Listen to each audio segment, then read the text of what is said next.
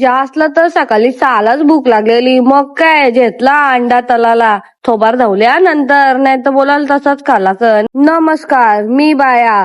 खाऊन पिऊन झोपलो ना डायरेक्ट दुपारचे उठल्यावर स्वतःलाच बघताव. तांबुटी आणायला पाठवलेली असनी मग इच्छाच घेतली जवळच्या. उन्हाचे भरा निघल्यावर टोपी घालणार ऊन बिन लागतं का नाही ना बघा ना पुरं बसल्यावर, कारण मागं 3 बसलेल्या मग बसलो पुरं शीट नव्हता तर. उल्हासनगरला आल्यावर गजानन मार्केटला कपडा जेवायला मग इकडे जरा फिरलो, दुकान बसत होतो कुठं काय भेटतं म्हणून.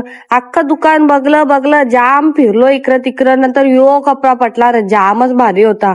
असनी जेवण नाही दिला, बोलतो बापाचा लगीन आहे का तुझ्या, आवरा भारी कपडा द्यायचा तुला, चल मुका. निघले पुरं थाईला जेवण. मग तिसच्या मी काहीच घेतला नाही, 12 काम केलं आमच्या दोघींचं कज्जे झालं न मुकाच कल्याणला. मग इच्छा गजर घेतलं, हे फुटमालाचं बघ्यात चोरताना कचकन बापला पोतान लागे. साधाच जेवायचा होता म्हणून असा घेतला. आता असा नाही घेतला, वेगळा घेतले दवा दाखवी. अरे 1 मिनिट, या बघा ना कवरे क्यूट, आपलीच फॅमिली आहे ना. मग इच्छा एक सस्तावाला कपडा घेतला, आमची अजम पैसे वाचवत माझा नाव आल्यावर. भाजी मार्केटचे गल्लीन काला चालल्यावर अरे माझ्या अंगात भूत आले ज्वेलरी मेकिंगचा. मग इकडं आलो तर इथं सुरेश दादा वलकीचा होता.